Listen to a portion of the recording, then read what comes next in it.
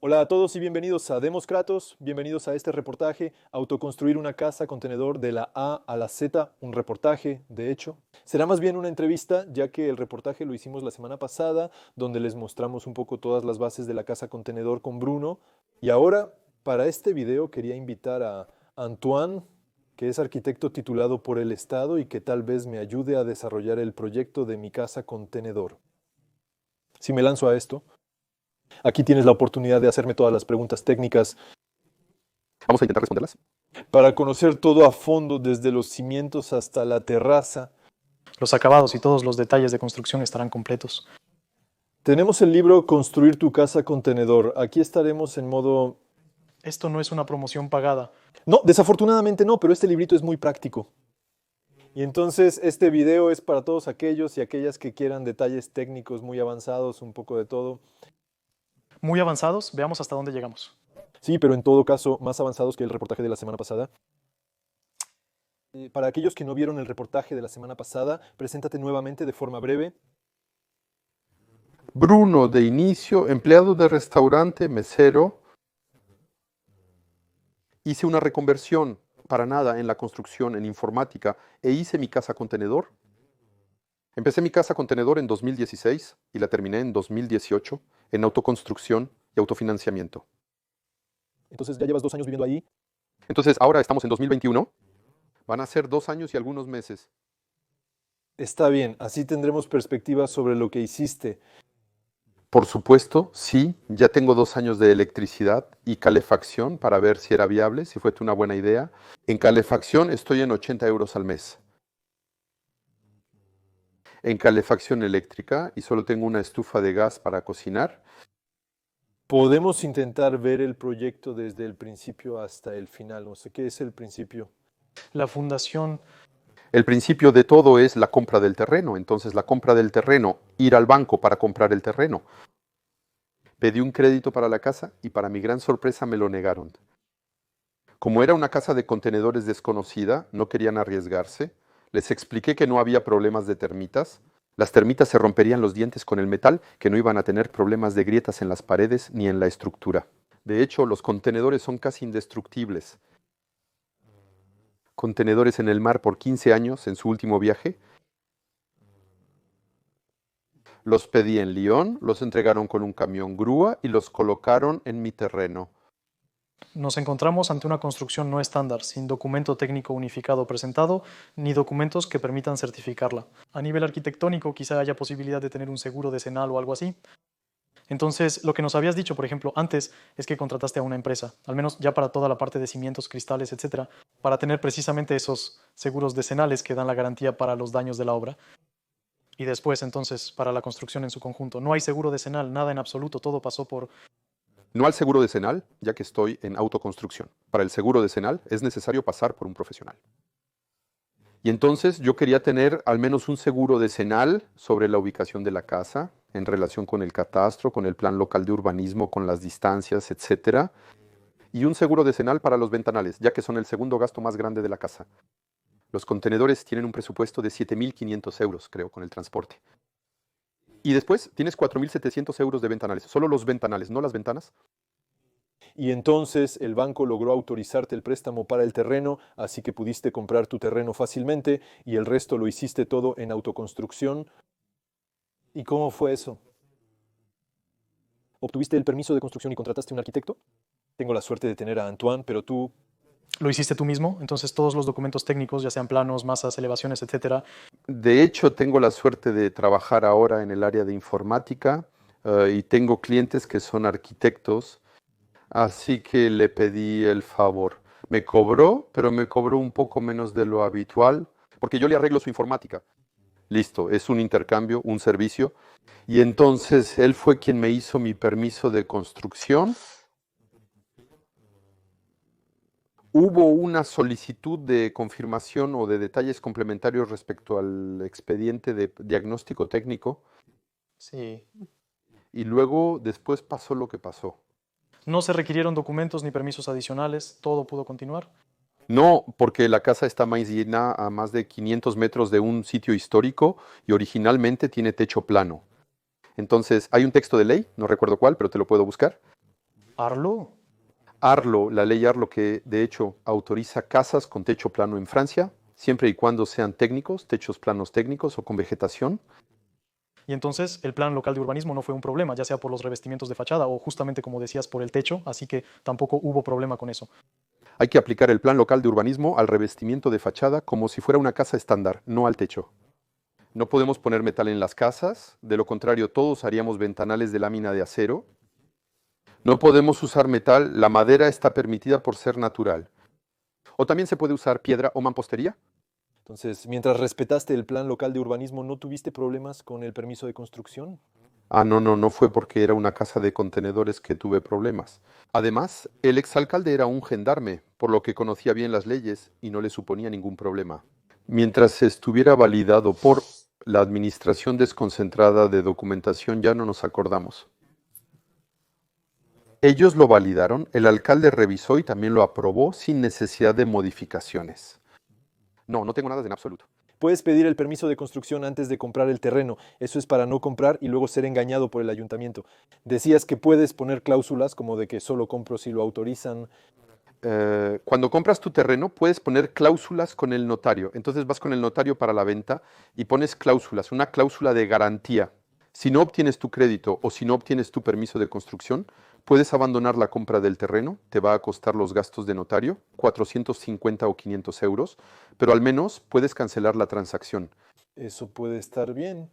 Encontramos y reservamos el terreno y consultamos al ayuntamiento. Tú lo reservas, eso es. Solicitas tu permiso de construcción y si llegas a saber cualquier cosa, pones reservas en la compra del terreno por tal o cual motivo. Entonces, antes de buscar el terreno, ya debemos tener el proyecto completo con el permiso de construcción. Para que al encontrar el terreno presentemos el permiso de construcción y veamos si es posible. Antes de buscar el terreno hay que... El permiso de construcción debe estar adaptado porque en el permiso de construcción debes tener documentos, especialmente un plano de conjunto. Entonces, con la ubicación de la casa en relación al terreno.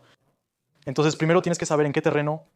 Por eso, de hecho, ya haces tu depósito de compra. En realidad, tu permiso de construcción con cláusula. Mira, dices, quiero comprar este terreno, pero pongo tal o cual cláusula. Lo que tú hiciste entonces, para el terreno anterior, haces el permiso de construcción respecto a ese terreno. Si se acepta, concluyes la venta. Si no, buscas otra solución. Ya empiezas un poco adelantado, porque no debes tomar el terreno y luego esperar 3 o 4 meses para hacer tu permiso de construcción. Por eso, hay que hacer un poco de las dos cosas al mismo tiempo. Tienes que ir construyendo tu plan mientras buscas tu terreno. Lo complicado es que casi tienes que hacer todo al mismo tiempo, si no te va a causar retrasos muy largos. Pero una vez que encuentras tu terreno, colocas tu casa ahí, dependiendo de la orientación norte, sureste, oeste. No vas a poner tu sala hacia la casa de los vecinos, la vas a orientar de otra manera. Entonces, el plano de ubicación o los planos de corte tienes que hacerlos. Después de encontrar el terreno, decides cómo colocar tu casa en él. Anteriormente nos explicaste que el terreno era parte de un fraccionamiento aún sin construir. Gradualmente te percataste, mientras se construían las casas aledañas, que la ubicación y diseño de tu hogar no serían necesariamente adecuados para vivir allí a diario. Pudo haber sido, hay personas que lo viven a diario, pero el problema, tenía un terreno de 433 metros cuadrados, porque ahora los lotes se están reduciendo cada vez más. Ahí tenía un terreno de 984 metros cuadrados por el mismo precio y fuera de un fraccionamiento. No tenía servicios, pero prefiero pagar de 3 a 5 mil euros para ponerlos y estar tranquilo sin tener que saludar o darle café a un vecino cuando abro mi ventana. Sabiendo que la viabilización, entonces, quizá para los que no lo saben, es la conexión de las zonas de servicios públicos. Conexión a las aguas residuales, electricidad y teléfono, si lo deseas. Yo no tengo línea telefónica aquí. Si ya está viabilizado, significa que todo está al borde del terreno, incluyendo una caja. Así es, hay una caja donde llegas y te conectas. ¿Y tú no tenías la caja? No tengo nada en absoluto. En las fotos se ve la caja que tú mandaste instalar y eso te costó 3 millones. Aquí están las conexiones, participaciones en el saneamiento colectivo, impuestos diversos y variados. Y cada semana le agregan uno más. Una vez que cuentas con los servicios básicos, debes continuar con tu propiedad. No puedes, salvo en circunstancias particulares, instalarte, ¿cómo se llama? Se me olvidó el nombre. Es la cosa donde pones la caja, el tanque.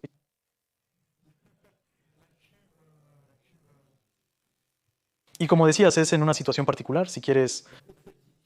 La fosa séptica, eso en cuanto... Entonces, si el alcantarillado pasa por tu calle, estás obligado, salvo casos realmente excepcionales, con tanques, tienes que hacer tanques de retención, etcétera. Para aquellos que buscan ser autosuficientes, si el alcantarillado pasa por su calle, deben abandonar e inutilizar su fosa séptica si tienen una y conectarse al alcantarillado. Y sobre las últimas cosas en el terreno, antes de pasar a la parte de construcción con contenedores, todo eso, en términos de tiempo, eso toma muchísimo tiempo. Desde que presentas el permiso de construcción, hay que esperar varios meses para la respuesta. Luego, una vez obtenido el permiso, debes avisar del inicio de la obra y esperar unos meses más.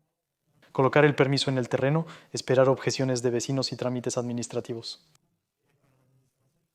En esa época creo que eran 3 meses. Debes poner tu letrero y tomar una foto certificada.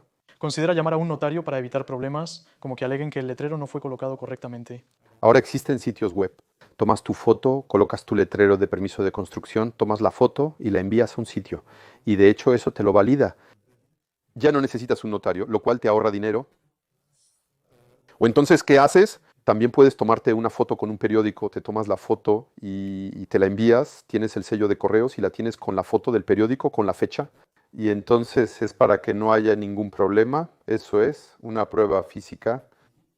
Pero ahora creo que hay un sitio donde puedes enviar tu foto y tiene validez. La enviaste tal día a tal hora. De hecho, tienes una especie de recibo que prueba que lo hiciste a tiempo y correctamente.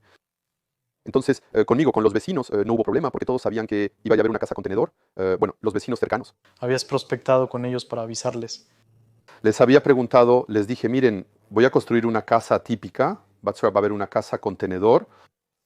Al principio me miraron raro, pero después, cuando vieron el proyecto, el vecino de la derecha me dijo, está bien. Paso el día llenando contenedores en el trabajo y al llegar a casa por la noche, siento que continúo laborando. Él me aseguró que habría suficiente madera y que quedaría bonito. Pero es lo mismo, es un detalle, pero también en tu cerca exterior, donde se supone que debe cumplir con ciertas normas, igual que el plan local de urbanismo. Y tú tomaste la decisión, no sé si lo grabamos antes, y de instalar directamente los tabiques de los contenedores que estaban aquí entonces. Entonces yo estoy en la recuperación y en la optimización, es decir, las paredes de los contenedores que estaban en lugar de los postes. Aquí hay 12 metros, 24 metros lineales. De hecho, los utilicé para hacer mi cerca al borde de la carretera. Así que hice una solicitud previa con explicaciones, fotos, etc. Hay un muro ondulado con futuros insertos de madera para combinar madera y metal. El alcalde no rechazó la idea. Ahora pasamos un poco a la parte de la construcción en sí. Sí, a la parte concreta, las obras, las fundaciones, todas esas cosas. Entonces, pala, pico y después labor ardua. Dijiste que contrataste una compañía de excavación. Así es. Obras Públicas Berger, ubicadas en Garnerans, donde iba a construir mi primera casa en el fraccionamiento cancelado. Entonces mantuve a esta persona porque es muy competente, conoce muy bien su oficio. Entonces él fue quien tomó las medidas del terreno, quien hizo las excavaciones para mí, es decir, excavar con la retroexcavadora. Una vez que había excavado y nivelado el terreno, extendiéndolo un poco, él separó la tierra vegetal para mí, la de menor calidad fue al fondo. Entonces hice el armado con varilla de acero, trenzas, etc. Entonces vacié 80 por 60, creo. 80 por 60 de cimentación, así que es una cimentación muy, muy buena. Se puede construir una casa clásica y estándar encima, y después puse 4 filas de bloques para hacer un espacio sanitario debajo. Lo interesante también de tu cimentación es que tienes una cimentación que es un poco híbrida. Entonces en el borde, por ejemplo, con una cimentación corrida y luego más bien una cimentación sobre pilotes. Entonces, en cuanto a los ejes principales, así, sobre los contenedores, como fue una elección, entonces se hizo para evitar el efecto trampolín que suele pasar con esta estructura, o más bien por otra razón. Exactamente. Entonces, de hecho, hice una mezcla, busqué en internet una empresa que se llama Fondapieux, así que Fondapieux son pilotes de metal con una especie de hélice y hay una máquina que viene a clavar los pilotes hasta cierta profundidad. Para de hecho llegar a un punto firme, a un terreno firme, para que se sostenga, el precio del pilote me desanimó de inmediato. Creo que son 200 euros por pilote. Para una casa como esa creo que se necesitan entre 50 y 60, así que no será posible. Y después encontré que también se pueden hacer pilotes, bases de concreto. Se puede cavar y hacer bases de concreto. Para mí lo más sencillo es que hicimos una viga perimetral, una cimentación perimetral, y en el centro pusimos 4 bases de cimentación de concreto con bloques encima. En este caso, el tipo de suelo permitió eso. En un suelo calcáreo, quizás se habría necesitado otra técnica de construcción. Aquí, por lo que me parece, realmente tienes un suelo de tierra suelta. Es arcilloso, un poco arcilloso y arenoso. Y entonces ahí fue el señor Berger quien vio que el terreno se prestaba para eso. Él cavó con las dimensiones correctas, hizo zanjas ligeramente más anchas y no hubo problemas estructurales. El contenedor vacío creo que pesa 3.7 toneladas, 3.700 y algo. Entonces en realidad hay 3, 6, 9, vamos a decir, hay apenas 10 toneladas de contenedor.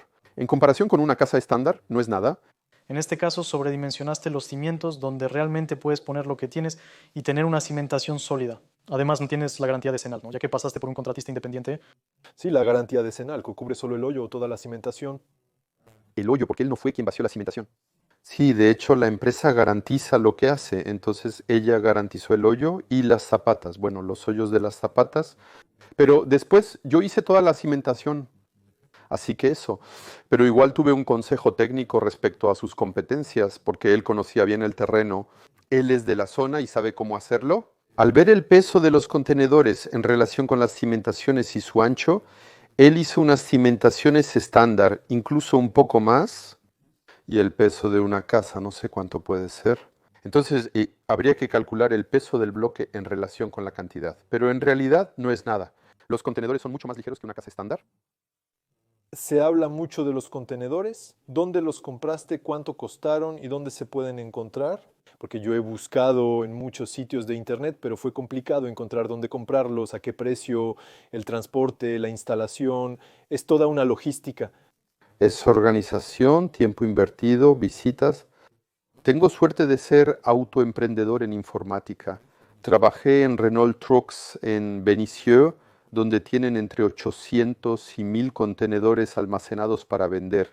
En aquel entonces no eran muy costosos, porque todavía no había el boom de los contenedores ni el atractivo por los contenedores. Pagué alrededor de 1.500 euros por los contenedores, sin incluir impuestos.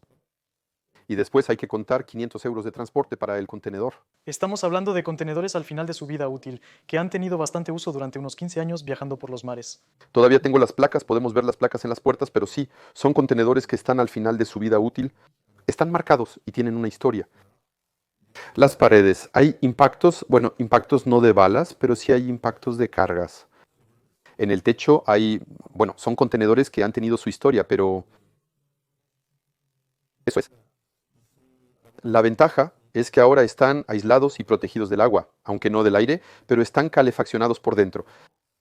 Ya han pasado 15 años en los mares, en los contenedores, en los puertos, en los camiones. Ahí creo que mi hija, mi nieta siempre verá esta casa en pie. Tú mismo elegiste los contenedores que te vendieron cuando estuviste ahí y dijiste ese.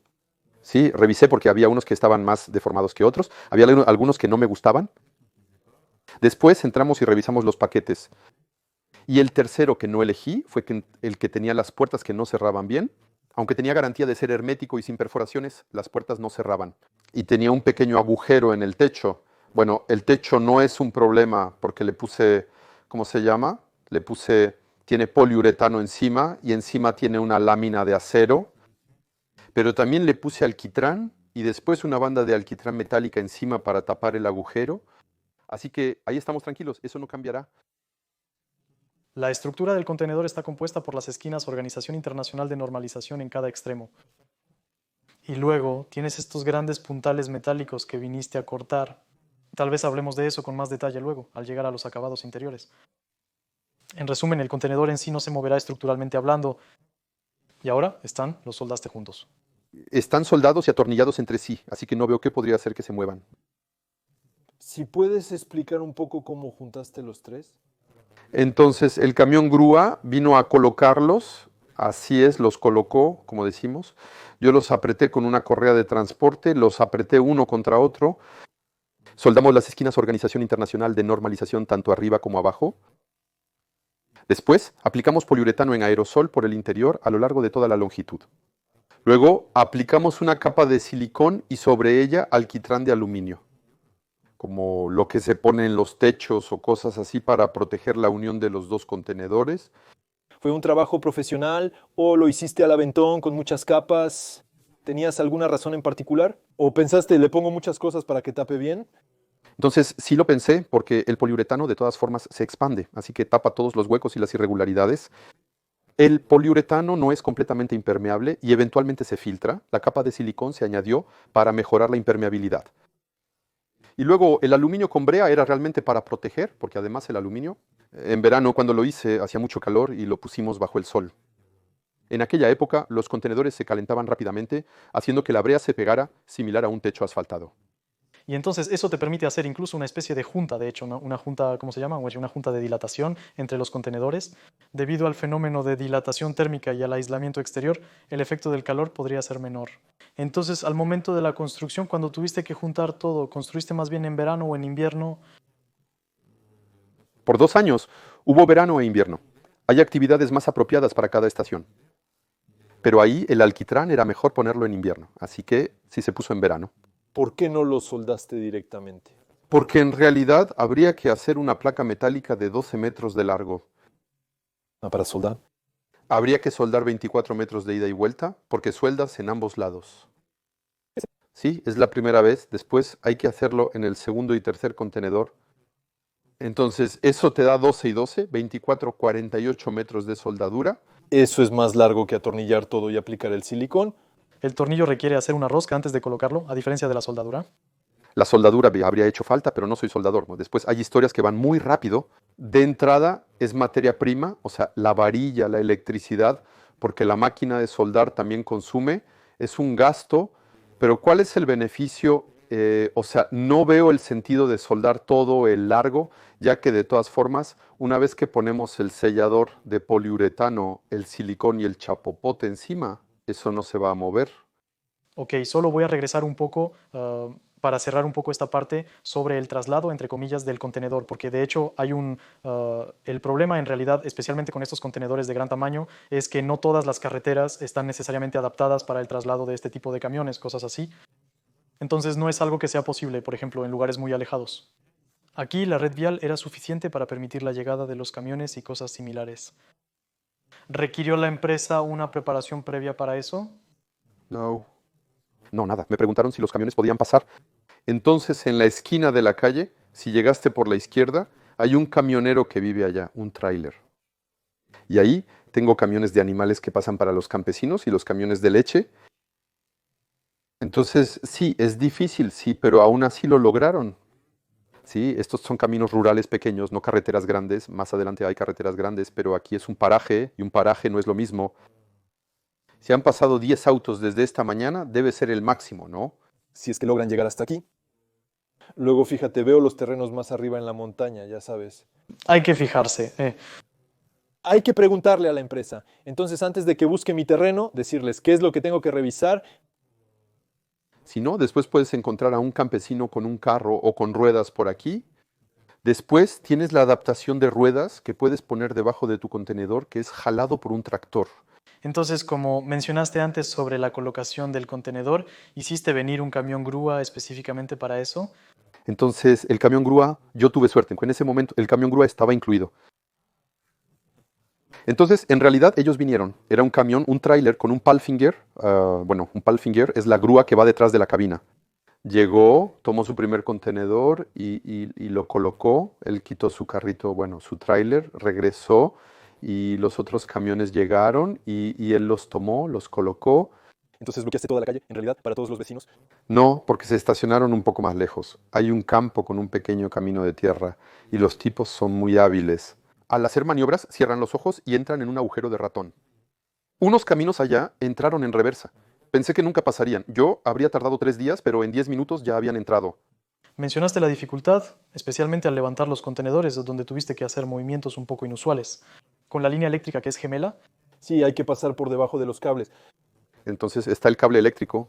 Entonces después podemos jugar con la altura de la cadena en relación con el contenedor y de hecho nosotros. El problema fue que colocamos un contenedor y el segundo tuvimos que voltearlo porque cuando llegaba con las puertas detrás de nosotros y ahí el segundo contenedor, yo quería las puertas de este lado. Para reducir cortes, corté las bisagras para colocar la ventana corrediza, así que tuvimos que voltear el contenedor. Ese fue el único problema significativo. Los cables los tocaron una vez, no hizo chispa, están aislados y entubados, no hay problema. ¿Cuánto tardó en instalar esos 3 contenedores? Voy a decir, bueno, voy a ser generoso, pero tal vez diría 3 horas. Entonces, un día reservas un día. Mediodía. El objetivo era hacer la mayor cantidad de contenedores en el día y ellos lo lograron en mediodía. Llegaron a las 9 de la mañana y a las 11:30 como máximo ya habían terminado. Había un hoyo y al final de la mañana ya había contenedores. Por eso también recuerda la importancia de preparar bien antes de la llegada de los contenedores. Me imagino que debiste sudar un poco al colocarlos pensando si te habías equivocado por 4 centímetros y entonces la cosa ya no encaja. Dejé algo de margen de todas formas. Los bloques tienen entre 20 y 25 de ancho, así que había una pequeña diferencia. Regresé a Benicieux en múltiples ocasiones para volver a medir con la cinta métrica y asegurarme de tener las medidas correctas. Después hubo un pequeño problema. No había calculado que los topes, las esquinas Organización Internacional de Normalización de abajo, tienen 2 centímetros de más. Cuando colocaron los contenedores no tocaban toda la periferia, así que después los levanté con un gato hidráulico para deslizar unas tablas y apoyarlos encima. Quizá hablemos un poco más de eso después, pero también de tu sistema de cimentación que pusiste precisamente con esa cimentación, un poco en zigzag, con un bloque así y un bloque así. Lo mencionaremos de nuevo al hablar de la estructura exterior, donde creaste ese sistema para permitir después de la instalación tu estructura. Y entonces todos esos elementos los vamos a ver en detalle allá, pero es para recordarlos, ya que estamos hablando de cimentación. Sería interesante volver a profundizar en eso. Como ya vimos cómo colocar y soldar los contenedores, podemos hablar brevemente sobre cómo los cortaste. Un abrelatas. Tomamos el abrelatas y luego le damos. La esmeriladora grande, pues. Se llama abrelatas, pero en realidad es una esmeriladora. No, entonces yo podría haberlo hecho. Me tomé mi tiempo, como expliqué. Hay que pensar antes de actuar, porque una vez hecho hay que deshacerlo. Es un poco complicado. Corté el 80% del contenedor con una esmeriladora pequeña de diámetro reducido. Habrá quienes se van a escandalizar, pero no importa por qué. Aquí estamos fuera de lo estándar.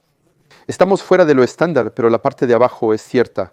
Usé una esmeriladora grande, poniéndola en el suelo y moviéndola ligeramente. Para cortar ambos paneles simultáneamente, cortaba el contenedor interior y exterior, ya que en realidad son 2 contenedores. Había 2 paredes, así que con una pasada lograba cortar prácticamente las 2 paredes. Eso fue lo más fácil en la parte de abajo, ¿no? Porque tomábamos la herramienta, la agrandábamos, jalábamos y luego la movíamos. Eso fue lo más complicado. Era todo el día con los brazos en alto a 2,30 metros, así que en la noche. ¿También hiciste eso con la esmeriladora? Así es, la parte de arriba la hice con la esmeriladora. Digamos que arriba hay 50% con la esmeriladora y 50% con el cortador de plasma. ¿Por qué no usaste solo el cortador de plasma? Es más fácil. Sí, es más sencillo. El metal se derrite como mantequilla, es una locura.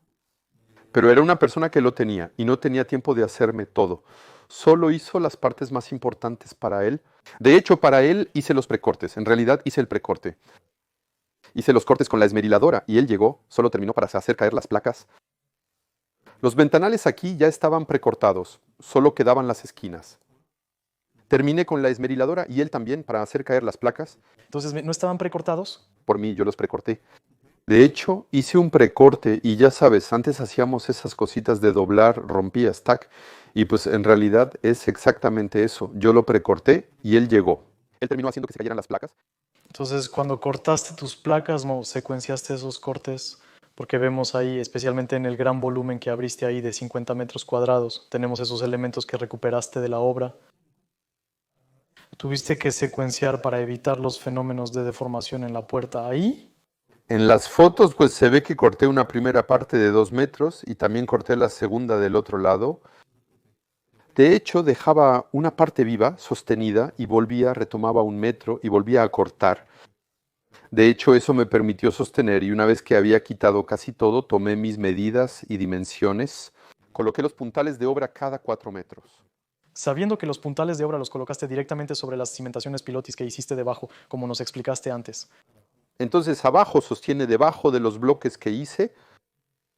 Entonces a 4 metros del borde del muro perimetral, ahí debajo de los puntales de obra, tengo un bloque de concreto cruzado, bueno, de mampostería cruzada, que en realidad sostiene.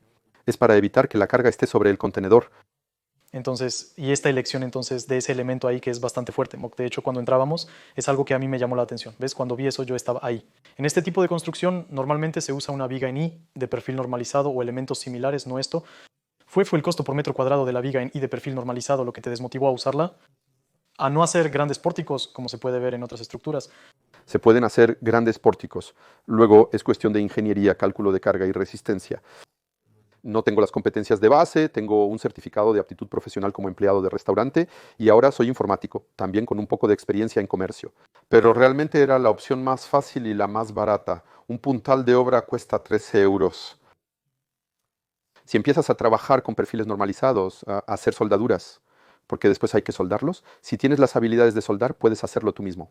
Pero en ese momento tuve que pedir ayuda a otros, lo que inevitablemente me iba a costar dinero. Es normal remunerar a las personas que se desplazan y vienen a trabajar. Para mí eso era lo más sencillo. Era un puntal de obra. Quizá haya una modificación después.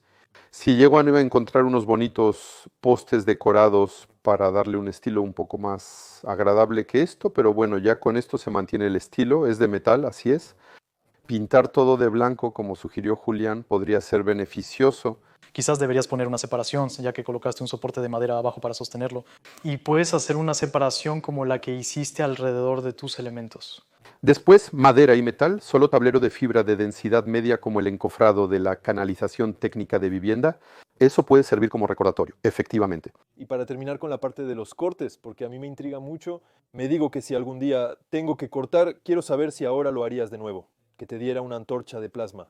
¿Lo harías todo con la antorcha de plasma?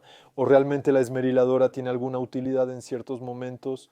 Entonces, si quieres hacer como en el techo, si quieres hacer cortes rectos, limpios y lo más cerca posible de la estructura, tienes que usar la esmeriladora, porque un disco es más delgado, una antorcha de plasma. La boquilla es ligeramente cónica, por lo que no se puede cortar al ras. Ahí, si te fijas, cortamos con la antorcha. ¿Qué falta aún? Quizá 200 en algunos lugares, 2 centímetros de metal, no pasa nada. Todo depende de cómo quieras terminar tu techo, como dijimos hace rato. Quizás solo un pedazo de tablero de fibra de densidad media que pase con luces LED arriba a contraluz.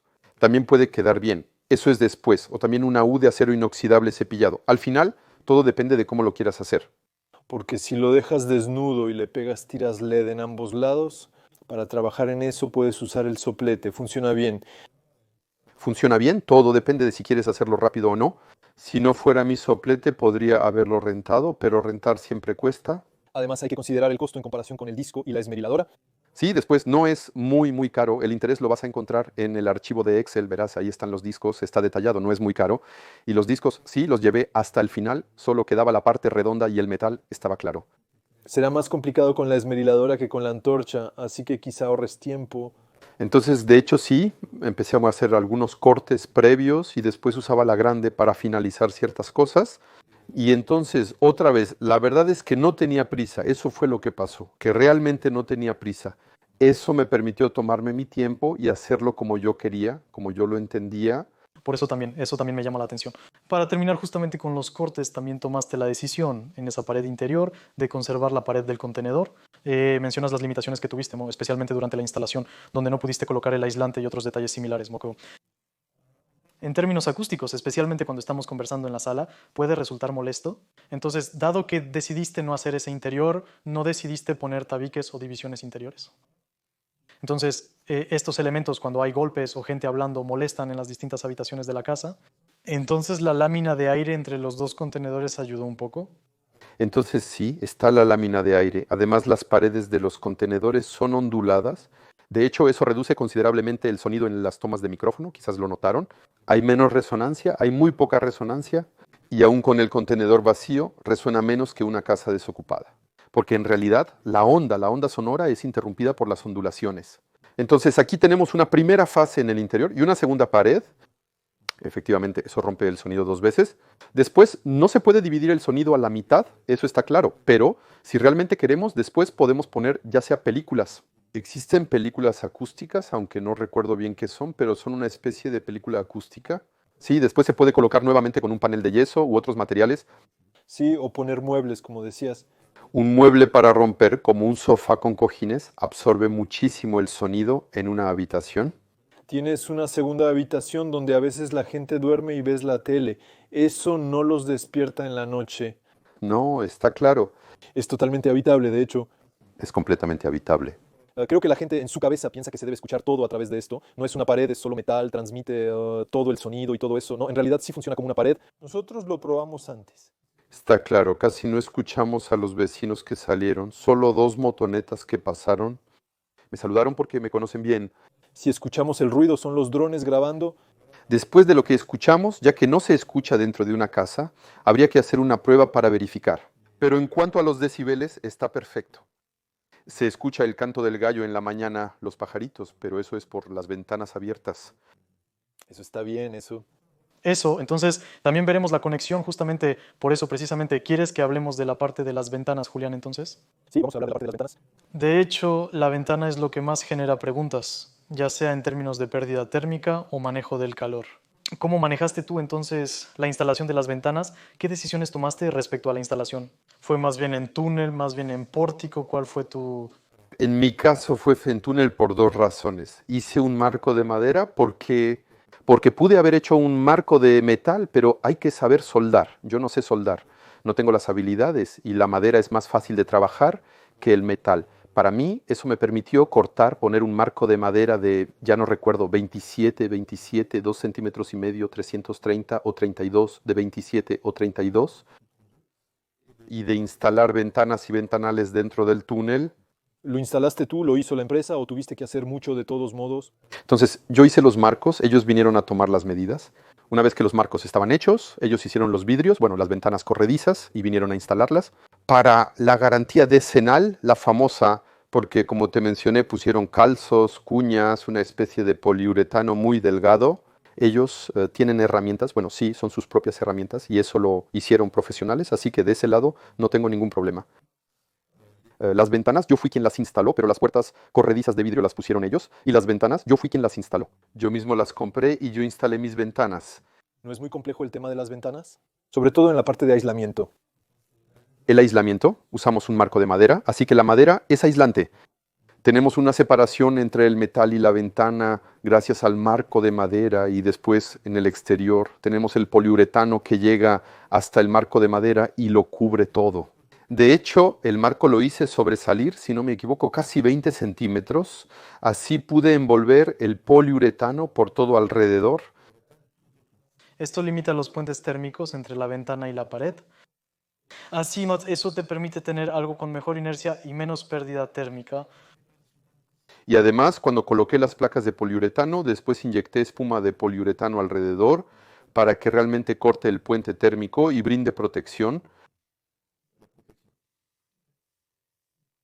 Hablando de poliuretano, podemos discutir sobre el aislamiento exterior. ¿Cómo aislaste esta casa contenedor? Aislé con poliuretano de segunda que iba a ser destruido porque tenía defectos de apariencia, le faltaba poliuretano en algunos lugares, etc. Entonces compré eso en una empresa que lo vende en Auxerre y él lo compra en Knauf. Knauf es un gran fabricante de poliuretano en la zona de Auxerre y él compra todos los de segunda. No sé si todavía tiene el contrato, pero creo que aún debe tenerlo. Y de hecho, él me lo entregó. Entonces, hay 100 metros cuadrados, 200 metros cuadrados, disculpa, de poliuretano de 16 centímetros y 84 metros cuadrados de poliuretano de 3 centímetros para el piso. Para el piso interior apliqué poliuretano directamente. De hecho, lo obtuve por 3.000 euros. 3.000 euros por el aislamiento. ¿Por qué elegiste el poliuretano? ¿Era lo más barato? ¿Cuál es su ventaja? La ventaja era su bajo costo y facilidad de trabajo. Aunque un poco duro, se puede cortar con un cuchillo de cocina. Y que a 10 euros el metro cuadrado por 16 centímetros era imbatible. Ahora creo que subió a 20 euros o más. Y entonces sigue siendo mejor que los otros aislamientos. Esa es la pregunta que surge. En realidad, DPU depende de tu lambda y de tu resistencia térmica, y entonces, según tu aislante, no tienes la misma resistencia térmica. Por ejemplo, con el poliuretano, no sé cuánto es. ¿Era 7 y algo? Entonces, ¿usaste la misma capa aislante? Para techos y paredes se requieren 16 centímetros. La regulación térmica de 2012 exige una resistencia térmica de 8 para techos y de 6 para paredes como mínimo. Entonces, después, si tienes una resistencia térmica de 7 en toda la casa, ¿eso puede ser suficiente para hacerlo? Sí, hacen un cálculo de la resistencia térmica de aproximadamente 7. También mencionaste el lambda y otro parámetro que no recuerdo bien, tendría que revisar. Está el lambda y la resistencia térmica. Pero sé que la resistencia térmica, en ese entonces no solo veían la resistencia térmica y era una resistencia térmica de 7, eso era lo mejor que había. Se necesitarían 40 o 60 centímetros de lana de vidrio o algo así. Entonces decías 3.000 euros de aislamiento, es como que ahora dices que se ha duplicado, así que estamos en 6.000 euros de aislamiento. Sí, creo que ahora sí. Y el aislamiento a 1 euro, a nosotros nos llaman para el aislamiento a 1 euro. ¿Por qué no vienen? Para la renovación. Eso es para las casas, especialmente con la regulación ambiental 2020. Ahora, porque ya no es área de regulación territorial, es la regulación ambiental, tienes todas las casas, de hecho, que están en consumo energético, creo que energía final o algo así, que no serán accesibles ni para la venta ni para la renta porque son demasiado... El aislamiento en agua, Entonces, el aislamiento en agua en realidad es para motivar a la gente entonces a tener una casa que tenga una mejor eficiencia energética, que tenga menos pérdida. Eso se aplica generalmente en la renovación. Después puedes buscar otras ayudas para el aislamiento en otros lugares. las ayudas en Tipé. Tipe, es importante, denle dinero a Demos Kratos. Decías el poliuretano, de hecho soldaste picos en tu fachada, pusiste pedazos de madera, todo eso lo vemos en las fotos que nos diste, pusiste tu poliuretano, pusiste tu revestimiento de madera, pero mencionaste que había una forma más simple, quizás usando poliuretano proyectado. Entonces, sí, en ese momento investigué y era mucho más caro para mí porque encontré este poliuretano de segunda y por eso tuve tan pocos gastos en el aislamiento. Y si hubiera podido, si hubiera querido o si hubiera podido, habría puesto 3 o 4 centímetros más de poliuretano, ya que mis vigas tenían suficiente espacio. Pero el poliuretano proyectado, sí, eso puede ser interesante, porque ahí realmente se crea una caja hermética. No queda aire ahí, tuve que agregar más poliuretano entre mis placas. Generalmente es necesario aplicar cinta adhesiva para sellar las placas y prevenir el paso del aire. También puede ser en cuanto al tema del tiempo. En mediodía te hacen tu casa completa. Pero hay que ver el punto de vista ecológico, que es el poliuretano. Eso también plantea la cuestión del punto de rocío. Entonces, especialmente con el acero corten, que es un acero que puede corroerse y que puede desarrollar patógenos, cosas así. Pero se oxida, se corroe, pero se oxida. Sí, pero puede haber problemas de causas patológicas para el aislante. Entonces, la ventaja del poliuretano sobre los demás era esa barrera de vapor ya instalada y obligatoria, Si no tienes eso en el poliuretano proyectado, entonces. ¿no? Entonces, tienes que poner tu barrera de vapor por lluvia o pones tu barrera de vapor para evitar justamente este fenómeno de condensación y de punto de rocío. Y luego una barrera de vapor, así es. Después, podemos imaginar que tomaste esa decisión porque tuviste acceso a ese tipo de aislamiento, pero también es posible imaginarlo tras un aislamiento con lo que sea. Se puede utilizar caña, lana, paja o materiales más tradicionales como lana de roca para aislar. Dadas las circunstancias, tuviste acceso a eso y tomaste esa decisión. Primero sí, ellos me lo entregaban. Esa era la ventaja, así que no tenía que ir a buscarlo. Y además, ahí sí es realmente un costo financiero, porque el aislamiento cuesta 3.000 euros, bueno, salvo ahora que cuesta 1 euro para las renovaciones, pero con 3.000 euros no haces una casa de 100 metros cuadrados por fuera. Es barato, son 16 centímetros, así que ahora lo duplican, ponen 2 veces 16, ponen una capa en vertical y una capa en horizontal, hacen 32 centímetros de aislamiento, pero creo que no se duplica el beneficio, ese es el problema. Pero me habría costado menos trabajo que vinieran y proyectaran el poliuretano en vez de hacerlo yo mismo, eso sí es seguro. Y entonces el gasto en ese asunto, Creo que fácilmente se habría duplicado. estabas en algo muy barato para tu casa de 50.000 euros, pero para nosotros, cuando tengamos que presupuestar eso, vamos a estar en algo mucho más. En verdad, jamás hallaremos un trato tan bueno como el tuyo. Actualmente quizá en poliuretano reciclado, porque hay muchos paneles sándwich de techos que se recuperan, donde quitan el poliuretano de abajo y aún lo revenden a precios excesivamente altos. Después también se puede recurrir a canales de reuso, eso existe mucho. Bueno, por ejemplo, conozco algunos, siempre hablo de eso, de todos modos, eso es. Pero Belastock, por ejemplo, en París, que se dedica al reuso, es decir, que recupera en las obras, por ejemplo, los recortes, los restos o en las demoliciones. Esto permite acceder a materiales que no están necesariamente desclasificados o que no son estándar, pero que permitirían ahorrar en esos aspectos. Después depende del tipo de aislamiento que desees implementar. Y ahí también la ventaja de tu casa es que elegiste una forma compacta, en cubo. Al unir tus contenedores, lograste un aislamiento fácil de instalar. En contraste, añadir un piso o cambiar la forma, el aislante y la superficie de aislante necesaria variarían considerablemente. Esa es realmente la ventaja de esa forma también. Entonces, tienes una forma arquitectónica que es bastante simple en sí misma, pero que de hecho, en el contexto de la autoconstrucción, te permite implementar todas esas soluciones ahí también. Quería algo sencillo para batallar menos, efectivamente. Entre más complejas sean las formas, más problemas, tiempo y dinero gastarás en eso. Pude haber hecho un piso, pero implicaba más aislamiento, revestimiento y marcos de madera. Entonces todo eso son costos. Y en autoconstrucción, autofinanciado, ya que el banco no me apoyó para la casa, estaba autofinanciando. Entonces debía trabajar para ganar dinero y también en mi casa para que progresara. Es cuestión de encontrar el equilibrio y lograrlo. Y entonces, una vez que aislaste todo, pusiste un revestimiento de madera. Entonces, antes de poner el revestimiento de madera, puse un marco de madera, hice una estructura de madera. De hecho, las placas de poliuretano se colocaron contra la estructura del contenedor, donde yo había soldado pernos. Eso marcó mis placas de poliuretano, las saqué y las perforé con una sierra de corona. También me hicieron una herramienta, una sierra de corona. Al principio usaba la sierra de corona y después elegí la herramienta para hacer un agujero redondo en el poliuretano donde había quedado la marca del perno. Volvía a colocar la placa y luego atornillaba una cuña de madera que atravesaba el poliuretano para evitar que haya un puente térmico. Entonces el único lugar donde había un punto de contacto era en la pared exterior, el perno de anclaje, pero luego la madera interrumpía el puente térmico. ¿Por qué hice eso? Eso me permitió después presentar mis vigas en vertical para hacer mi armazón, para poner los paneles en sándwich y luego usarlos y proponer el revestimiento de madera. El revestimiento de madera te da, Un aislamiento adicional sí, proporciona un aislamiento extra y tiene una apariencia natural. y la estética natural campestre porque estamos en el campo. De lo contrario, habríamos puesto esas famosas placas de moda que están por todas partes. Es madera compuesta con no sé qué adentro, pero cuesta 80 euros el metro cuadrado, así que ya no estamos hablando del mismo presupuesto. Y no sé si aísla muy bien, yo quería hacer aislamiento. Tengo el poliuretano en la pared del contenedor con ondulaciones. El poliuretano me bloquea y quedan bolsas de aire atrapadas en las ondulaciones. 8 centímetros de cortinas de aire y 2,5 centímetros de revestimiento de madera. En cuanto a la pérdida térmica, ¿ya tienes resultados concluyentes considerando que intentaste minimizar al máximo los fenómenos de puentes térmicos? Vimos que adentro estábamos a 21 grados, mientras que afuera a 12 o 13 aproximadamente. Creo que estábamos a 10 grados. En la mañana, a las 11, hacía 21,5 grados.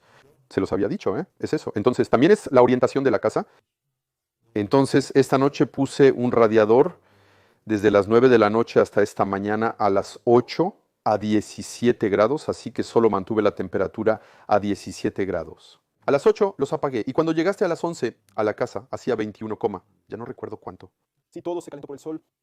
El sol, los ventanales, así que puse doble acristalamiento, no triple, porque con el doble, sí, con el doble no se pierde la radiación solar, mientras que con el triple en realidad tenemos menos calor en verano, pero no calienta la casa en invierno. El triple en realidad está bien para ciertos momentos del año, pero para los demás no es bueno. Y justamente, ¿no pusiste dos techos para bloquear un poco en verano algunos rayos del sol? Quizá luego instale una pérgola. Entonces, nada de visera, nada de nada ahí, de verdad, todo el sol entra. Bueno, de todas formas es agradable que entre el sol. En verano, de todas formas, la casa está abierta. Tengo la puerta corrediza que da al sur, que está abierta, y tengo las dos puertas corredizas que dan al este, que están abiertas. Las ventanas son oscilobatientes, por lo que la casa está bien ventilada a pesar del calor.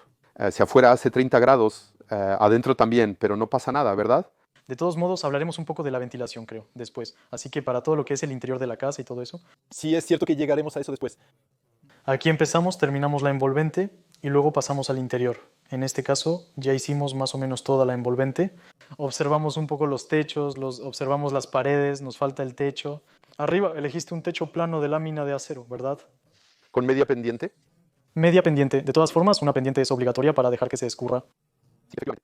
Elegiste la bandeja de acero que tal vez más adelante quieras cubrir para el techo vegetal. Que oficialmente está cubierto por un techo vegetal. De hecho, la bandeja de acero es el costo de una bandeja de acero comparado con un techo de tejas. Primero, se necesitaría más pendiente para el deslizamiento del agua y eso es lo más barato. Entonces elegí una bandeja de acero anticondensación, tiene una película de bajo anticondensación para que no tenga goteo ni cosas así. En un día ya estaba instalado. Ok. Entonces, con una cinta, en realidad lo que hiciste fue poner tu poliuretano, pusiste tu estructura, entonces en panel. Después colocaste la lámina de acero encima para obtener la pendiente y lo ocultaste con un pretil. Así es. De hecho, el muro está por encima del techo. Ocultamos el techo con la altura de los muros.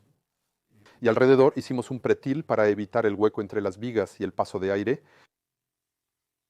Y justamente para terminar con la parte de toda la construcción exterior, antes de hablar del acondicionamiento interior, ¿puedes estimar cuántos días de obra tuviste antes de que fuera, no diría habitable, pero al menos A prueba de agua, a prueba de aire. a prueba de agua, a prueba de aire? Eso es lo que queremos. Te daré la respuesta más tarde porque voy a revisar las fotos de cuando empecé a construir y cuando terminé el revestimiento. Pero creo que fue así, diría una tontería, pero de verdad tengo que darte la respuesta. Tengo las fechas exactas. He tomado 700 y tantas fotos desde la construcción de la casa, con todas las evoluciones y todas las etapas. Todo lo que me dices, lo dices. Pusimos el techo en un día, pero cortarlo nos tomó algunos días más. En cambio, me dijiste que el aislamiento te tomó 3 semanas. Lo revisaré y te daré los detalles. Pero bueno, hay fases. Además, el aislamiento no hay que fallarlo. Se requirió tiempo para reflexionar, presentar las placas y soldar los pernos, lo que prolongó el proceso. Fue en noviembre o diciembre, con un clima horrible y lluvia. Al llegar al terreno te hundes entre 2 y 10 centímetros. No, eso no motiva a trabajar. Hace frío y estás mojado. Sí, me tomé el tiempo para hacerlo. Pude haberlo hecho mucho más rápido, pero no tenía prisa. Entonces, ¿realizaste trabajos y obras durante el invierno? Ah, sí, estuvo bien entonces.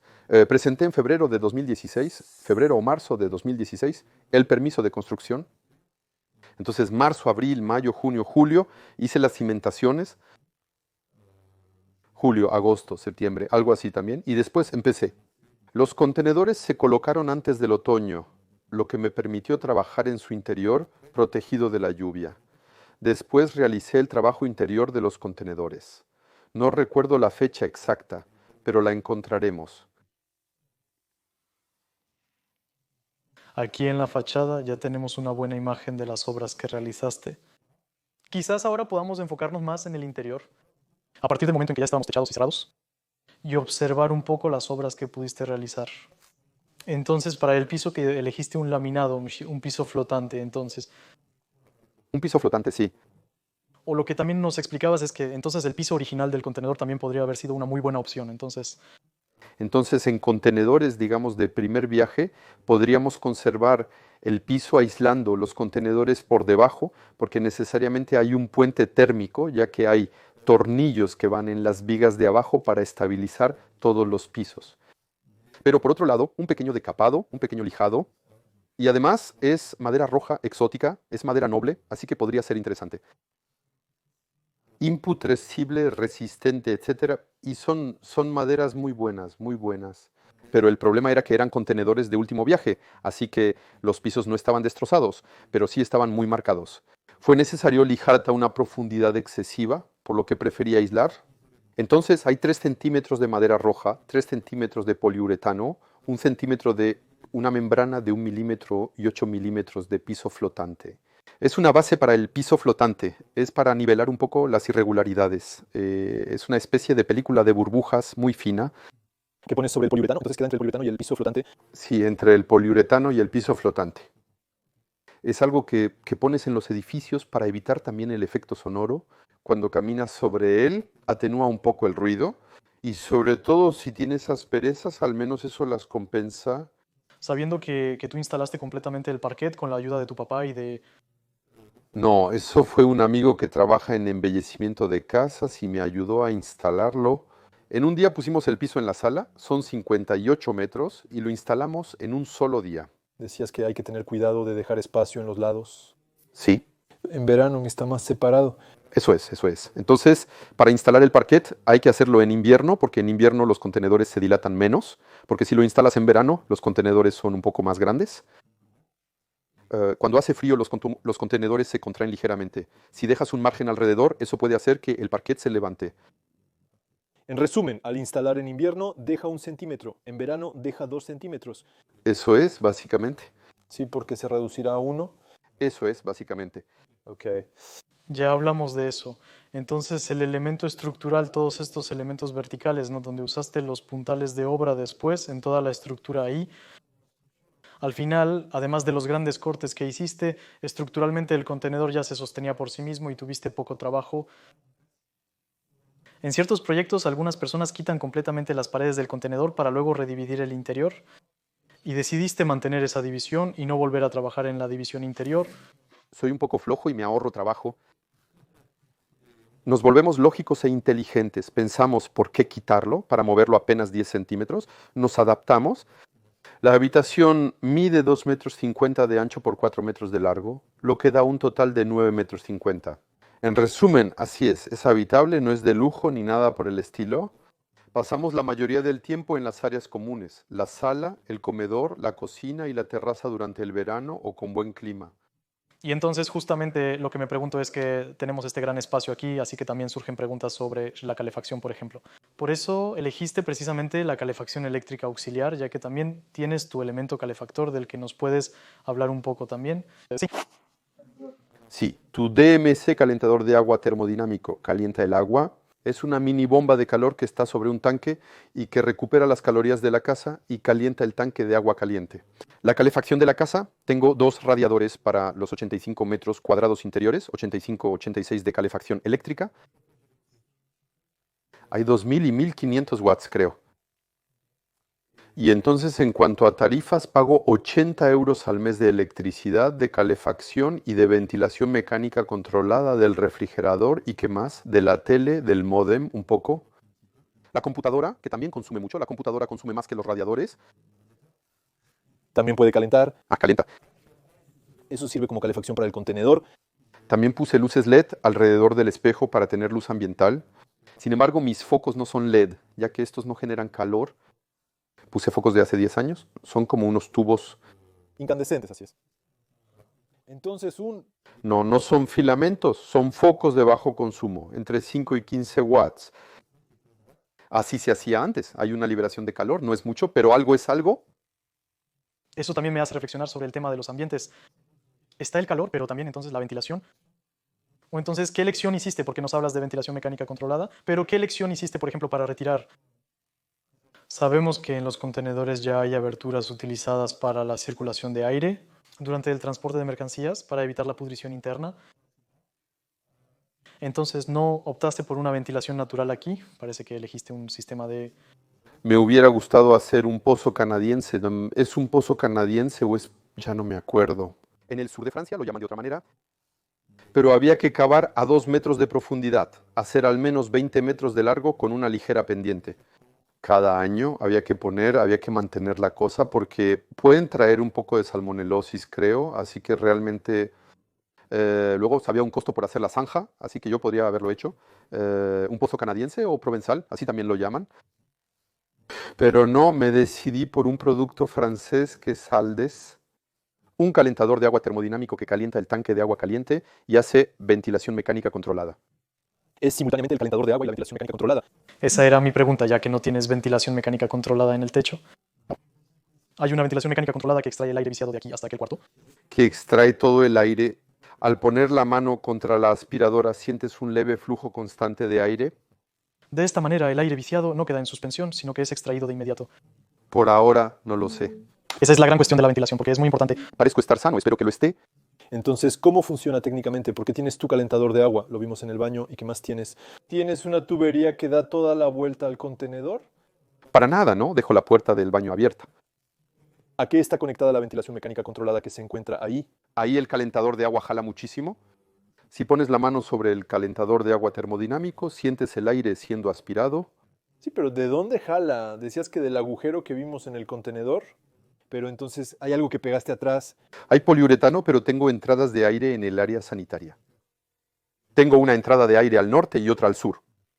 Una frente a la otra, una al norte y otra al sur. Entonces, entradas al nivel del suelo Al nivel del suelo, por dentro, y luego se retira hacia allá. listo. Y de hecho, el aire sube de una manera por la GTL. Ahí tengo una entrada de aire, también por la GTL. Tengo las entradas de aire en las ventanas. Las juntas fueron cortadas, aunque no es visible. Y como en el baño, ya no me acuerdo, es Saint-Ouen, te voy a mostrar. Hay una ligera, la junta, se siente la succión. Las ventanas corredizas, cuando las cierras, tienes la junta de felpa ahí. Sientes ligeramente el aire que pasa. Pagué el calentador de agua ahí por 2.500 euros. ¿Nuevo? Nuevo, sí, nuevo. Sí, es nuevo. Busqué en internet y de verdad encontré muy buenas ofertas. Tomo el aire caliente de la casa y lo inyecto de nuevo en lugar de expulsarlo al exterior, desperdiciando así la energía usada para calentarlo inicialmente. Gastamos electricidad y dinero, En vez de tirarlo afuera para calentar el planeta, yo caliento mi sótano sanitario. Es decir, puse un tubo de 160 que baja al sótano sanitario y me sopla el aire caliente en mi sótano sanitario. Entonces, tal vez haya personas que no van a... En realidad tengo un piso de baja temperatura.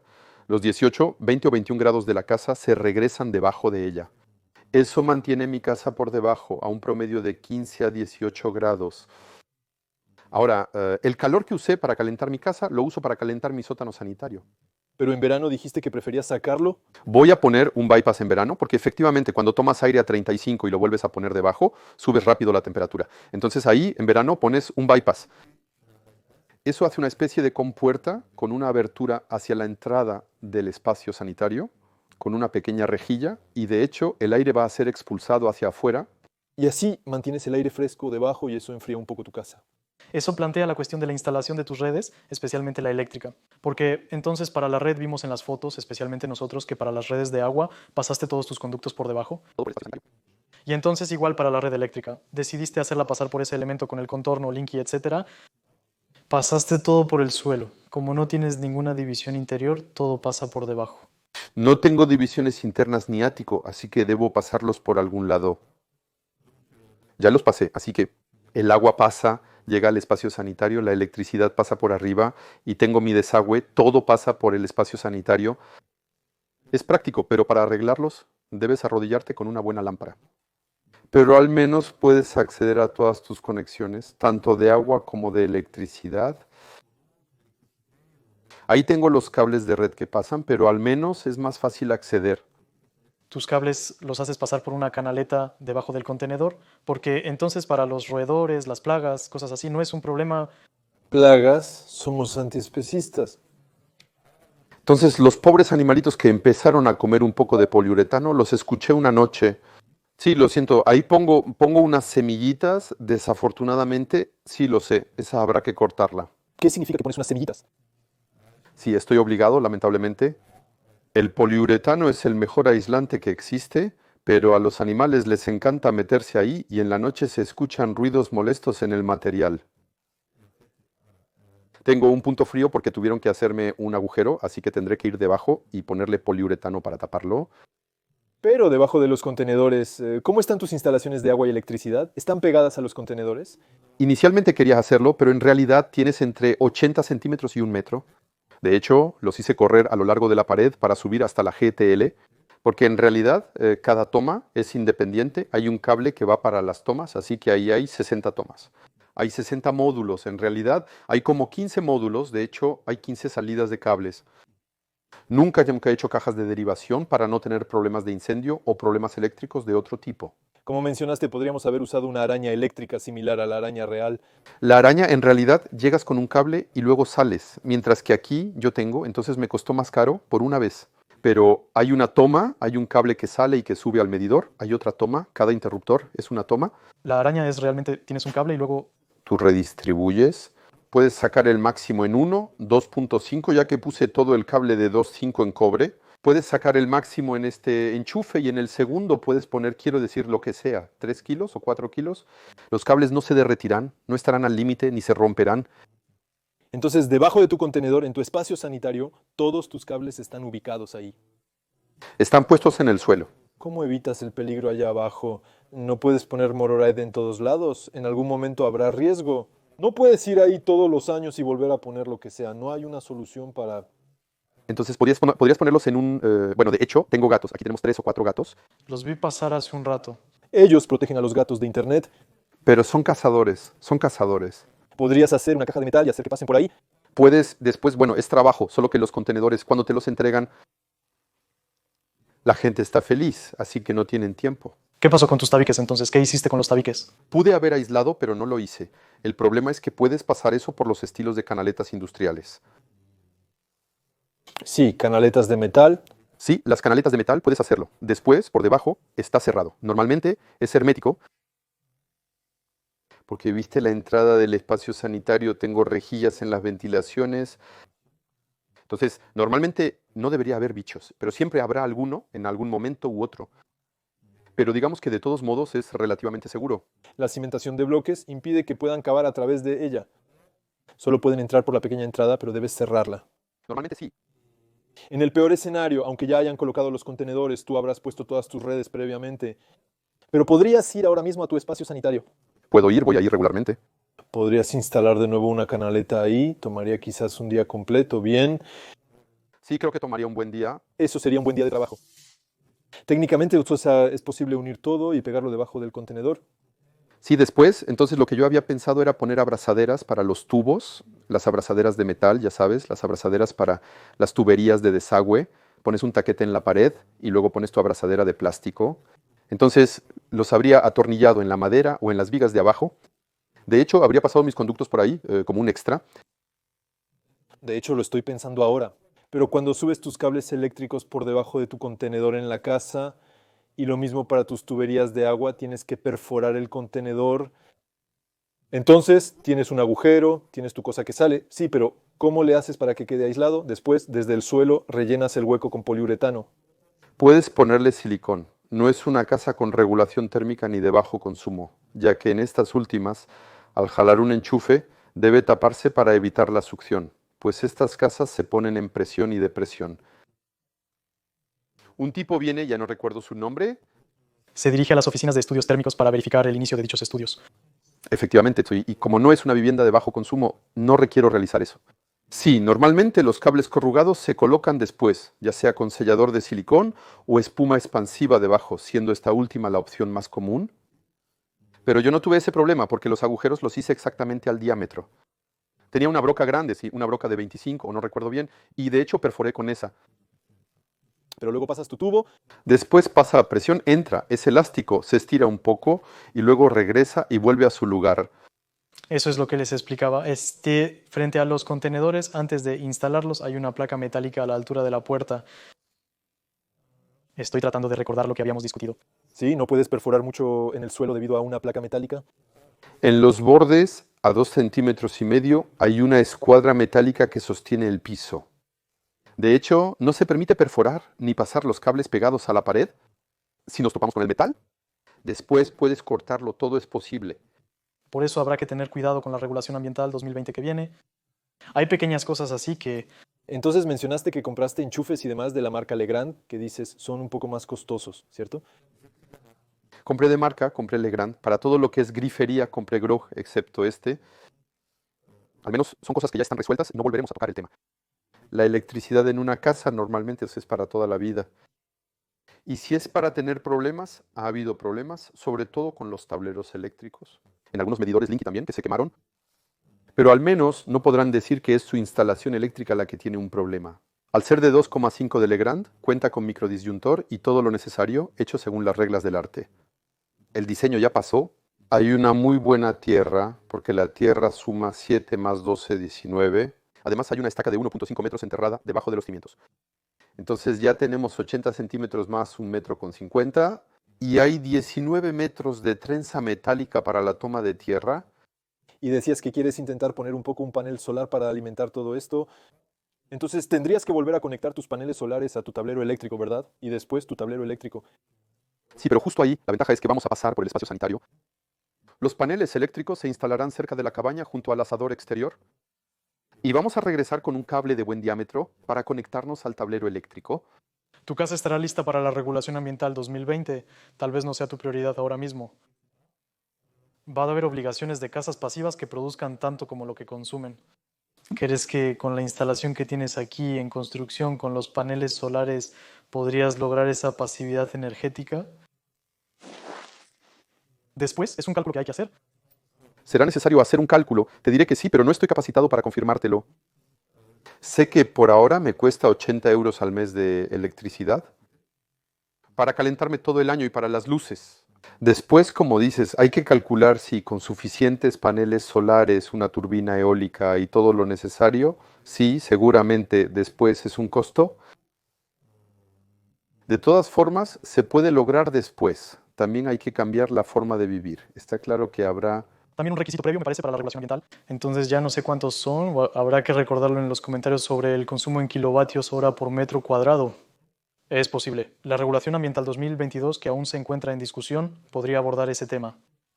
pero justamente habrá todos esos problemas. Entonces, sí, después tal vez habrá que hacer algunos cálculos o algo así, pero entonces buscas alcanzar ese objetivo de consumo, entonces. Quiero consumir lo menos posible, que me salga lo más barato posible. Y ahí, como vi, tenía 480 euros de consumo de electricidad solamente al año y pago 800 y algo. Mi consumo es de unos 860 euros, creo que 480 euros. Todo lo demás son solo impuestos, así que en consumo eléctrico estoy en 480 euros. Habría que calcular el precio del kilovatio hora y así tendríamos el consumo anual. Entonces creo que ya le dimos la vuelta a todo. Está la parte que es como el baño, el inodoro o para la parte eléctrica. Entonces parece bastante sencillo, ¿no? Ya que decías que solo pusiste multicontactos por todos lados. En los multicontactos conectas interruptores a distancia, permitiéndote encender todas tus lámparas con un control remoto, simplificando enormemente tu instalación eléctrica. Quiero decir que sin tener conocimientos lo hiciste bastante fácil. En cambio, para el agua sí debes instalar todas las tuberías, el inodoro, la regadera y la llave. ¿Hay cosas prefabricadas que sean fáciles de conectar o es que es... No, yo hice todo yo mismo. Instalé mi distribuidor donde tienes tu entrada, tu tubo de 20 o 25, ya no recuerdo el diámetro. ¿Qué es eso? ¿Es lo que está afuera? El plymouth es la entrada de agua que viene del exterior y pasa por el medidor. Entonces tienes la llegada del plymouth, el medidor de agua, y un distribuidor con todas las pequeñas llaves. De hecho, cada parte de tu casa tiene una llave que le corresponde. Es decir, puedes cortar independientemente el fregadero, la regadera, el inodoro, etcétera. Allá te instalan un montón de llaves. No es allá, allá solo es la llegada. Te lleva el tubo grande. El excavador vino hasta instalarme eso. Cuando me tapó, él fue quien me instaló el plymouth. Él puso el plymouth, se lo conectó allá y aquí. Yo lo conecté. Lo conectamos a estos distribuidores. Hay llaves de paso. Te mostraré las fotos para que puedas cortar las partes. También puse una llave de oro. En invierno lo cierro. Ok, y entonces, eso después es solo un cable largo. Hay una salida, ¿no? Solo tienes una salida. Es el drenaje general, ¿verdad? ¿Es eso? Ah, el drenaje general, sí. Está el famoso tubo que baja por la pared y va al drenaje general. Bueno, entonces es simple, solo tienes que todo va allá adentro. Eso es. Pero para entrar hay varias entradas, ¿sabías? Luego conecta entrada con salida repetidamente. Para entrar hay una entrada principal, el plymouth de 25 que llega a la distribuidora. Después de la distribuidora, distribuyes con tus tubos. Entonces, 2 tubos para la regadera, 2 tubos para el lavabo, 2 tubos para la cocina, de agua caliente y de agua fría. Cuando digo 2 tubos. Un tubo para el inodoro, un tubo de entrada de agua para el calentador termodinámico, un tubo también para la lavadora y creo que eso es todo. Y un tubo para poner afuera. Para comenzar, necesitas alrededor de 10 llaves pequeñas para conectarte. Tus llaves, quizás 10, son de agua fría y una parte pasa por tu calentador de agua. Una tubería sube al calentador de agua, baja y pasa por el distribuidor. Hay un distribuidor de agua caliente y otro de agua fría. Después, eso ya es solo cableado. Como dices, también es un principio sencillo donde reuniste todas tus zonas húmedas en una esquina para evitar tener que jalar tanto. En resumen, eso es lo fundamental en este tipo de construcción. A veces, al ver los planos, te das cuenta que la cocina está al lado y piensas, Dependiendo si es departamento, a veces ponen ductos en ambos y luego es entre departamentos. Posteriormente, el resultado depende de la instalación y el entorno de vida. Es una pregunta que nos hicimos con Julián y tu familia. También esas cosas sobre el ambiente de vida en este tipo de casa donde tenemos este gran espacio de convivencia, pero donde las habitaciones no son directamente accesibles desde la entrada. Entonces, ¿no extrañas tener quizás algunos elementos de separación entre tus espacios de día y tus espacios de noche? ¿O es más bien un estilo de vida que has desarrollado con el tiempo? no, a mí me gusta esta estructura porque de hecho vivimos juntos aquí con mi pareja y sus hijas. Y si las niñas quieren aislarse, se van a su cuarto. Si quieren salir, bueno, salen, pero no, son cosas... Prefiero un gran espacio para vivir que un cuarto grande. Para estar encerrado en tu cuarto, es mejor participar y platicar con la gente que está a tu alrededor. Y además dices que ahorraste en las obras porque pudiste reutilizar tus placas y todo eso. Es verdad que al final, cuando ves el cuarto, no importa su tamaño, con espacio para la cama y el armario es más que suficiente. Hay 9,50 m con un vestidor. La cama es una cama bastante decente. Son 2 colchones de 80. Y después toda tu vida está aquí y afuera. La pasas aquí tranquilos, o en el sofá, en la sala, en la cocina. ¿Ves, mamá? No hace falta un pasillo. No, eso era antes. En casa de mis papás también hay muchos pasillos. Un pasillo grande con varios cuartos a ambos lados. Otro pasillo conecta 3 cuartos y el baño. Y ahora mi papá puso una puerta mal frente para cerrar justamente para ahorrar un poco de calefacción. Pero eso era antes. Ahora ya se acabó. Las casas antes estaban menos aisladas, no teníamos los mismos materiales ni regulaciones. Sin embargo, es una casa de los años 70. Pero es cierto que hicieron aislar el ático. ¿No? También pusieron aislamiento en el sótano porque tienen un sótano, dan una casa con sótano de los años 70. Pero es cierto que su casa es más fría que la mía. Bueno, para empezar, son losas, es mármol o losas y la losa es fría. Ahí, ¿por qué puedes andar descalzo en el suelo? Es de madera, es más cálido. En la mañana te levantas y no se te enfrían los pies en las baldosas. No hay alfombra porque mi nuera es asmática, entonces hay que recordar que hay ácaros, etcétera. Pero creo que es agradable en la mañana, es agradable. Es por eso. En cuanto al ambiente, estamos en algo que, como mencioné al entrar, se encuentra precisamente entre la cuestión del sonido, la disposición interior, etc. Es algo a lo que los lioneses, al menos los que vivimos en departamentos, no estamos acostumbrados. Sin duda es un estilo de vida que merece ser vivido plenamente. Ven un fin de semana, no hay problema ni inconveniente.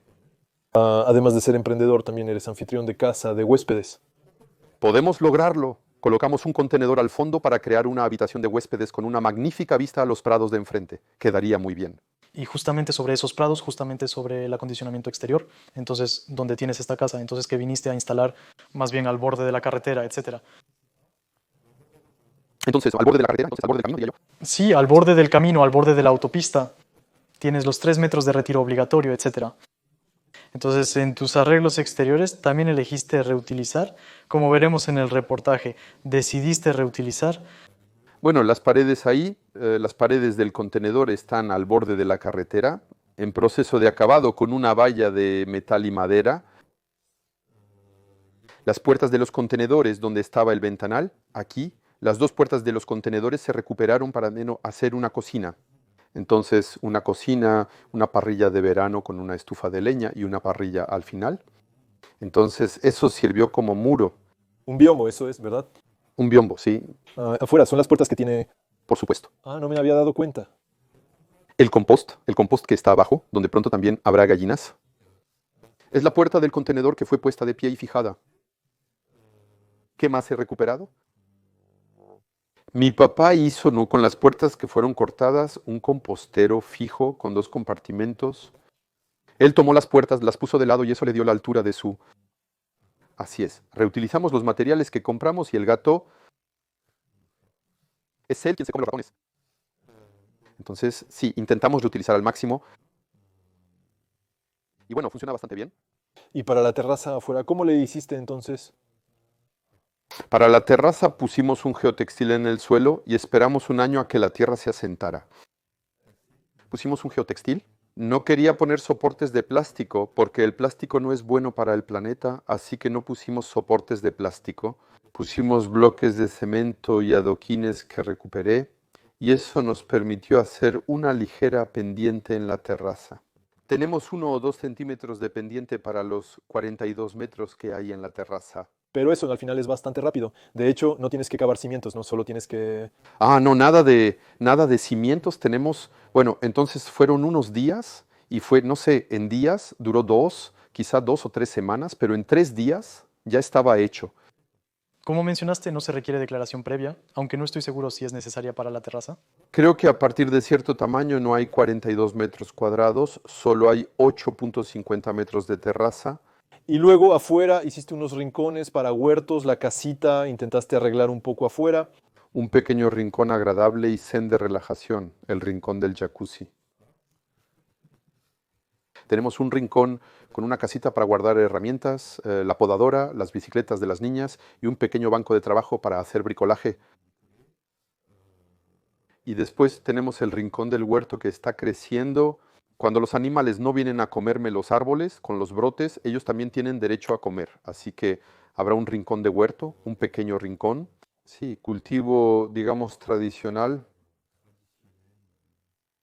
Y por último, tranquilo, es no forzar la naturaleza. Las papas crecen, si no crecen, ni modo, comeremos otra cosa, los pimientos van a crecer, están creciendo en la casa, los tomates también, pero en realidad no estamos obsesionados con el cultivo. Si las plantas crecen, qué bueno, si no, ni modo. Las plantamos, regamos, les ponemos paja y después que se las arreglen. Es como que todo fluye, ¿sabes? Bueno, tiene que fluir y si no fluye no pasa nada. Hay cosas mucho peores en la vida. Y además, que sobre todo, te creaste un modelo donde tu préstamo lo vas pagando poco a poco por el terreno, el resto lo lograste mediante autoconstrucción y autofinanciamiento, permitiéndote estar tranquilo. Casi no le debo nada a los bancos, eso está chido. En esos casos somos libres y podemos hacer lo que queramos. Y sobre todo, sí, lo más difícil fue saber a dónde iba al principio, si mi presupuesto iba a ser suficiente, si siempre iba a poder seguir trabajando, porque eso puede pasar rápido. Si tienes un problema, no trabajas por 6 meses. Es complicado, pero todo salió bien.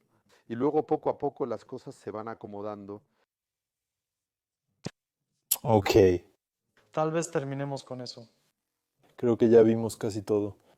Después, si algunos todavía están interesados, hay este libro que es realmente interesante. Ahorita lo estamos leyendo con Antoine, te da todo de la A a la Z, pero después hay una diferencia entre la teoría y la práctica.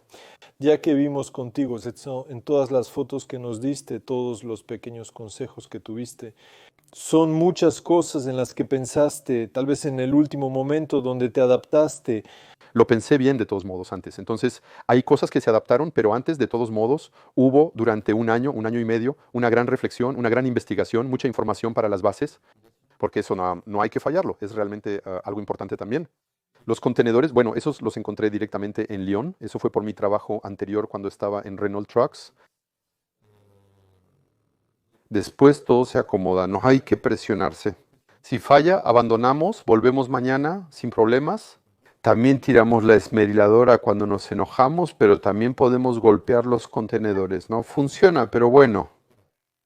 Si no te presionas, lograrás tus metas eventualmente. Puede tomar más tiempo, pero evitar la presión ya es de gran ayuda. Es una buena conclusión. Hablamos de muchas cosas. También hablamos de cosas en el reportaje que no mencionamos aquí. Los dos videos se complementan bien. Si viste este video pero no el reportaje, está en la tarjeta de descripción y todas partes. Ve a verlo, es complementario. Y además están todos los demás datos. Y quizás sigamos haciendo reportajes sobre estos temas de casas contenedor y otros tipos de viviendas alternativas. ¿Es un secreto para después? Quizá vayamos a ver fábricas que construyen casas contenedor, pero entonces más en modo industrial, nada de autoconstrucción, para comparar un poco y ver qué dicen. En fin, muchos reportajes que vienen en Demoscratos, así que no olviden suscribirse y activar la campanita de notificaciones para no perderse todos estos futuros videos. No olviden sobre todo apoyarnos en Tipe, porque eso es lo que nos permite vivir. Eso me permitirá ganar lo suficiente para construir una casa de contenedores. Ven el hilo rojo que empieza a desplegarse frente a ustedes. Empezamos aquí, vamos a terminar con una casa Yoli. En un año tendrán un video, construiré mi casa de contenedores o será un proyecto completamente diferente. Tal vez sea un fracaso. Podría ser una casa tipo A o una de tierra, paja y madera. Ah, la famosa casa tipo A. ¿Todavía no has visto el reportaje? Quizás tenga muchos proyectos, seguro nos divertiremos bastante. Gracias Bruno por habernos introducido a todo esto. Hasta muy pronto en Demos Kratos. Adiós. Hola, este es el final del reportaje.